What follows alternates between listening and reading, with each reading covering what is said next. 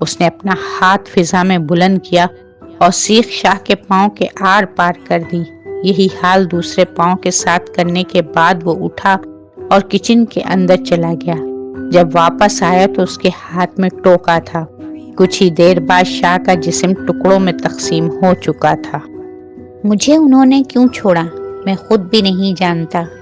یہ ممکن ہی نہیں کہ تم جانتے نہ ہو، تاہم یہی سچ ہے کہ میں نہیں جانتا۔ اچھا چلو چھوڑو اس بات کو، یہ بتاؤ وہ قتل تمہارے سامنے ہوئے تھے؟ نہیں، مجھے تب علم ہوا جب وہ سب مارے جا چکے تھے۔ ایک منٹ، تم یہ بھی نہیں جانتے کہ تمہیں کیوں چھوڑ دیا گیا؟ نہ ہی وہ سب قتل تمہارے سامنے ہوئے، پھر تمہیں زین کے بارے میں کیسے پتا؟ میرا مطالعہ وسیع ہے، خاص کر پیرانارمل ایکٹیویٹیز اور غیر مرئی اور غیر انسانی مخلوقات کے حوالے سے۔ چلو مان لیا کہ یہ سچ ہے، مگر پھر یہ سوال اٹھتا ہے کہ جب تم نے انہیں قتل ہوتے دیکھا ہی نہیں تو تم اس قدر یقین سے کیسے کہہ سکتے ہو کہ یہ سب زین نے کیا ہے؟ پولیس انسپکٹر نے پوچھا۔ جس انداز سے انہیں قتل کیا گیا وہ صرف زین ہی کر سکتے ہیں، کوئی انسان نہیں۔ لگتا ہے تم نے کبھی معروف سیریل کلرز کے بارے میں نہیں پڑھا۔ کسی بھی سیریل کلر نے آج تک اپنے شکار کا سر ایک عام سے پتھر کی مدد سے نہیں پیسا۔ کسی سیریل کلر نے آج تک مقتول کے سر، بازو اور ٹانگیں محض اپنی طاقت کے ذریعے کھینچ کے الگ نہیں کیے۔ کسی سیریل کلر نے آج تک اس انداز سے مرنے والے کا گلا نہیں دبایا کہ اس کی آنکھیں ہی ابل پڑیں۔ اور سب سے اہم بات، ہر سیریل کلر کے قتل کرنے کا اپنا ایک خاص طریقہ ہوتا ہے، مگر یہاں تو جتنے بھی قتل ہوئے مختلف طریقوں سے ہی قتل ہوئے۔ تو کیا پھر قاتل بھی اتنے ہی تھے جتنے کے مقتول؟ بات میں دم ہے تمہاری، مگر پھر بھی تم یہ 3 باتیں عدالت میں ثابت نہیں کر سکو گے، انسپکٹر نے جواب دیا۔ کون سی باتیں؟ نمبر 1، وہ تمام قتل تم نے نہیں کیے۔ نمبر 2، وہ قتل زین نے کیے ہیں۔ اور نمبر 3، اگر مان بھی لیا جائے کہ تم قاتل نہیں، تب بھی تم یہ واضح نہیں کر پاؤ گے کہ ایک تم ہی کیوں بچ گئے۔ میں قاتل نہیں ہوں، اس بات کا ثبوت فنگر پرنٹنگ سے بھی تو مل سکتا ہے۔ اوہ ہاں، یاد آیا، فنگر پرنٹ کے تو ریزلٹس آ چکے ہیں، ابھی مجھے بتایا گیا ہے۔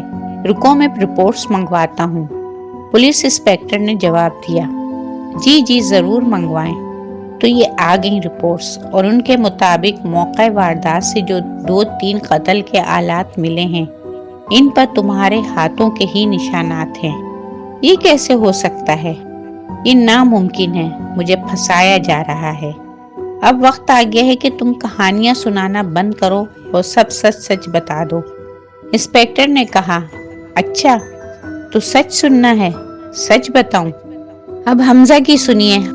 حمزہ وہاں اکیلا بیٹھا ان سب کے آنے کا انتظار کرتا رہا، مگر جب کافی دیر بعد کوئی ظاہر نہ ہوا تو وہ کچھ پریشان سا ہو گیا۔ گھڑی کی جانب دیکھا اور پھر عاشر کو آوازیں دیتا ہوا اس جانب چل دیا جس طرف عاشر گیا تھا۔ ہاسٹل کے عقب میں پہنچتے ہی اس کی نظر آخر میں رکھی 2 کرسیوں پر پڑی۔ ان کرسیوں کا رخ آگے کی طرف تھا۔ اسے محسوس ہوا کہ ان پر 2 بندے بیٹھے ہوئے تھے۔ جہاں وہ کھڑا تھا وہاں سے واضح نہیں ہو رہا تھا کہ کون کون تھے۔ ایک تو عاشر ہوگا، یہ اس کے ساتھ دوسرا کون بیٹھا ہے؟ حمزہ یہ سوچتے ہوئے ان کی جانب بڑھا۔ اس طرف سے کوئی آواز نہیں آ رہی تھی، یعنی وہ دونوں خاموش بیٹھے تھے۔ جب فاصلہ کم رہ گیا تو اسے دوسرے بندے کی سمجھ آ گئی، وہ اشتیاق صاحب تھے۔ مزید قریب پہنچنے پر اسے محسوس ہوا کہ عاشر کا سر کچھ عجیب سا تھا۔ سر، عاشر، اس نے آواز دی۔ عاشر، یہ تیرے سر کو کیا ہوا؟ جواب ندارت۔ اب 2 قدم کا فاصلہ ہی رہ گیا تھا۔ عاشر، اس نے عاشر کے کاندھے پر ہاتھ رکھا۔ قریب سے اس کے سر کی حالت انتہائی عجیب اور خوفناک تھی۔ یہ تمہارا سر؟ تبھی عاشر نے مڑ کر دیکھا۔ اس کی حالت ناقابل بیان تھی۔ سر اور چہرہ ایسے جیسے کسی نے پیس ڈالے ہوں۔ ایک آنکھ نیچے لٹکی ہوئی جبکہ دوسری ایک طرف کھسک چکی تھی۔ یہ تمہیں کیا ہوا ہے؟ حمزہ چیخا۔ عاشر چپ رہا۔ اسی وقت اس کی نظر اشتیاق صاحب پر پڑی تو وہ الٹے قدموں لڑکھڑانے لگا، پھر ایک دم پلٹا اور پیچھے کی جانب بھاگا۔ جیسے ہی ہاسٹل کا عقب مڑا، کسی سے ٹکرا کر نیچے گر پڑا۔ سنبھلتے ہوئے خوف زدہ آنکھوں سے اوپر دیکھا تو وہ خدا بخش تھا۔ اس کی حالت بھی انتہائی بھیانک تھی۔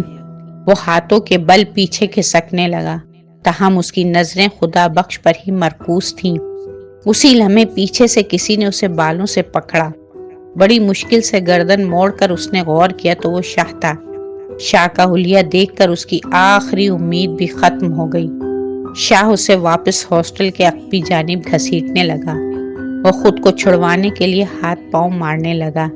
تبھی خدا بخش آگے بڑھا۔ اس کے ہاتھ میں تیز دھار کلہاڑا تھا۔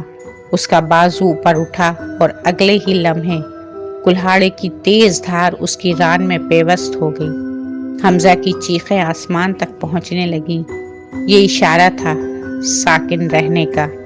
شاہ نے اسے عقبی گراؤنڈ کے درمیان میں لا کر چھوڑ دیا۔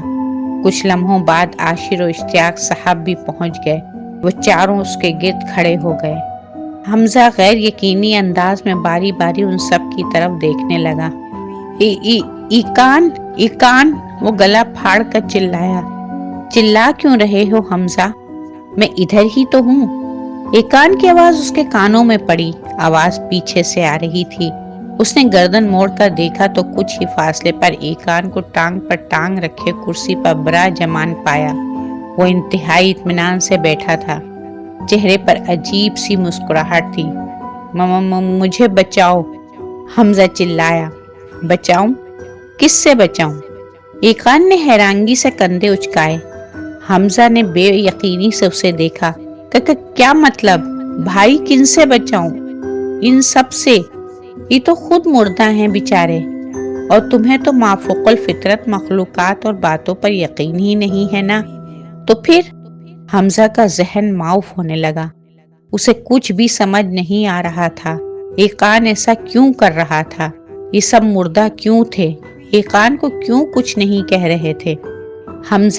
حمزہ میرے دوست، میرے بھائی، یہ کیسا لمحہ ہے، یہ کیسی بے بسی ہے کہ تمہیں ان کے خلاف مدد کی ضرورت ہے جن پر تمہیں یقین ہی نہیں ہے۔